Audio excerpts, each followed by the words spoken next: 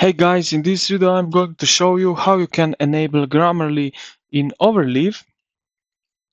So we basically need to install the Grammarly extension for browser.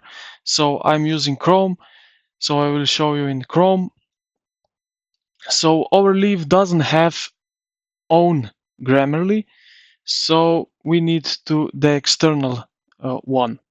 So what we need to do is basically go here to the Chrome Web Store and type in Grammarly AI Writing Assistant and Grammar Checker app.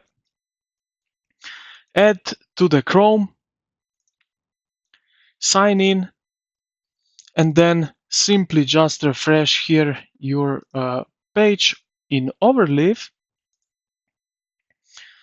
And yeah, if it doesn't work, then what you need to do is go here to the visual editor, because Grammarly sometimes doesn't detect the code editor because it's more programming language. So if you want to use check the spelling and this stuff, then you go here to the visual editor and you will see some mistakes that you did in your project.